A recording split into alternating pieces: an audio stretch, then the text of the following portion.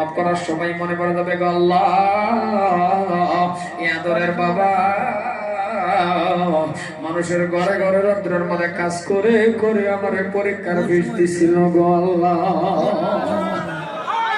যেরকম মনে করবে কিনা ও মুসলমান, কারণ নিজের সন্তান নামাজটা পড়ানোর জন্য বাবা দাঁড়ানির লগে লগে দেখবেন কিভাবে চোখ থেকে পানি ঢালে মেরুসের মতন পড়া শুরু হয়ে যাবে, যখন কান্না শুরু হয়ে যাবে। কোন সন্তান বাবা মার জানাজা পড়ানোর জন্য বাবা মার জানাজা নামাজ পড়াইতে সময় চোখের থেকে ডালিমের রসের মতন পানি ভরে। আল্লাহ পাক কি বলে জানেননি? আল্লাহ বলে গো শুনে রাখো, এই বান্দা আর কান্দিস না, আর কাঁদতে হবে না। আমি আল্লাহর কুদরতি রুমাল দিয়ে রে তোর চোখের পানি মুছে দিলাম, আর তোর মা বাবার গুনাহ আমি আল্লাহ মাফ করে দিয়েছি। তাইলে বিয়ে পাস গাড়ি নাই, বিয়ে পাস গাড়ি নাই, ও হাই সেকেন্ডারি পাস গাড়ি নাই, খালি জানাজার নামাজটা পড়ানো শিখেন। কিন্তু আলিমের জন্য যদি হয় আলহামদুলিল্লাহ, মুক্তি হয়েছে আলহামদুলিল্লাহ, ভালো কথা। কিন্তু আপনি এমএ পাস করছেন বাবা, এমএ পাস করছেন যে আপনি বাবা নেট লেটের পাত্র না, কারণ আপনি একজন দামি মানুষ। আপনি এমএ পাস করছেন বাবা, দুনিয়ার সার্থক বাবা আছে, এমএ পাস শিক্ষিত একজন ছেলে।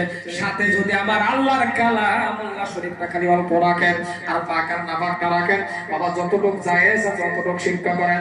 এইবার কবরে নামবেন, শুনে রাখুন কথা, কবরে নামে সন্তান উপরে দাঁড়ায় থাকে, থাকে না নয়? যেরকম আমি দেখছি বহু জায়গায় থাকে না নয়, কিন্তু যদি আপন সন্তান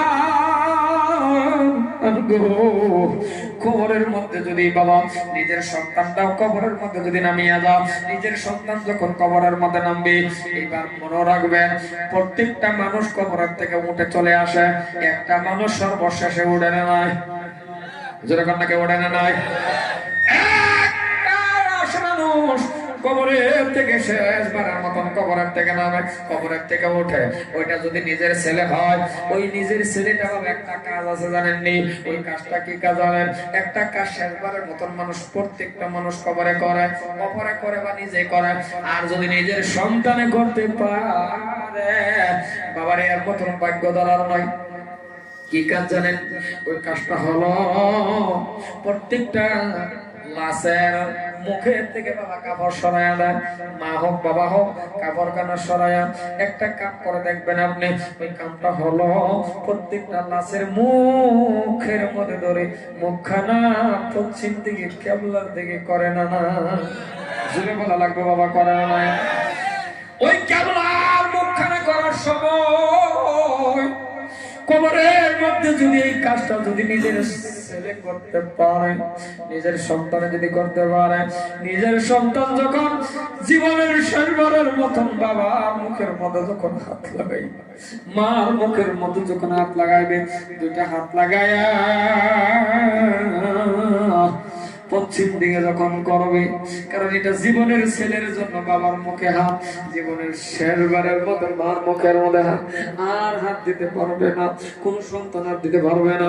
ওই ঠান্ডার মধ্যে বাবার মুখের মধ্যে হাত লাগাইয়া যখন, মার মুখের মধ্যে হাতখানা লাগাইয়া যখন পশ্চিম দিকে মুখটা করে, সন্তানের চোখ থেকে ডালিমের রসের মতন পানি ভরে না। সন্তান যখন কাঁদবে, প্রত্যেকটা সন্তান যখন চোখ থেকে ডালিমের রসের মতন পানি পড়া শুরু হয়ে যাও, আল্লাহ পাক রব্বুল আলামিন বলে কান্দিস না রে, কবরের থেকে উঠে আস। কারণ সন্তান বাবা মার জন্য দোয়া করলে সেকেন্ডে কবল হয়, আর বাবা মা সন্তানের জন্য দোয়া করলে সেকেন্ডে কবল হয়। কারণ এই দোয়াগুলি এমন দোয়া বন্দুকের গুলির আগে পৌঁছে যা। ছেলেরা শুনে রাখো, মা বাবা দোয়া করলে রাস্তাঘাটে আফত বিপদ হয় না, মা বাবা দোয়া করলে রাস্তাঘাটে মুসিবতে পড়বে না, মা বাবা দোয়া করলে ধন সম্পত্তি বাড়ে, মা বাবা দোয়া করলে মা বাবার দোয়া বন্ধুকের গলির আগে যাও, যেটা নাকি নিজে বাস্তব প্রমাণ। ও যুবক, তোমার মতন আমি একটা যুবক, আজকে হাজার হাজার মানুষের সামনে আমি বক্তব্য দেই, হাজার হাজার মানুষের সামনে আমি কথা বলি।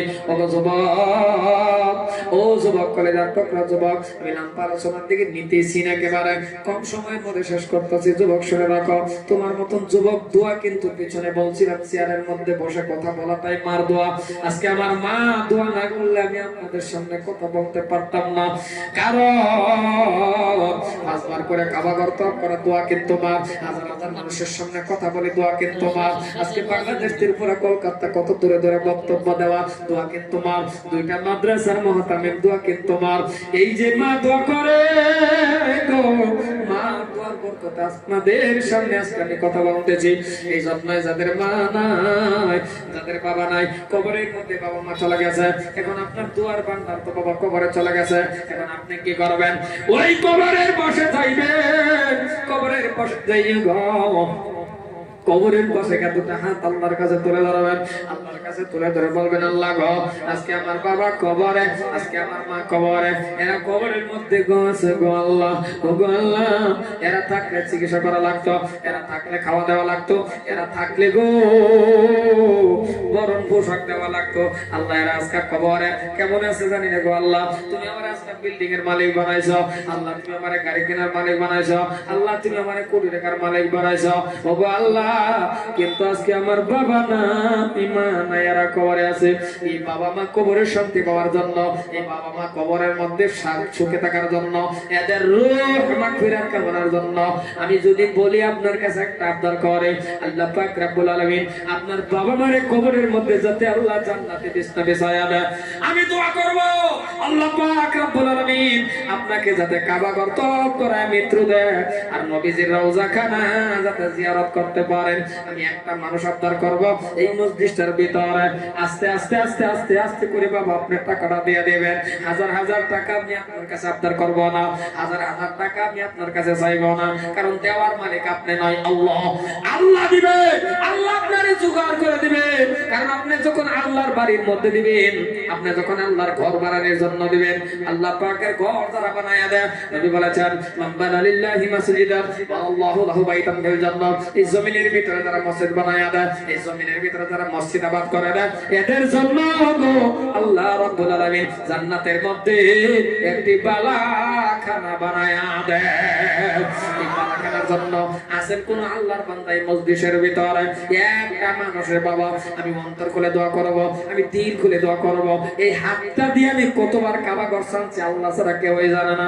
আছেন কোন আল্লাহর বান্দা, আস্তে আস্তে করে টাকাটা দিয়ে দিবেন আপনার বাবা মা কবরের শান্তি পাওয়ার জন্য, আর যদি জীবিত আছে হায়াত বাড়ানোর জন্য আল্লাহ পাকের ঘরের মধ্যে একটা 5,000 টাকা বাবা দিবেন, আস্তে আস্তে করে টাকাটা দিয়ে দিবেন।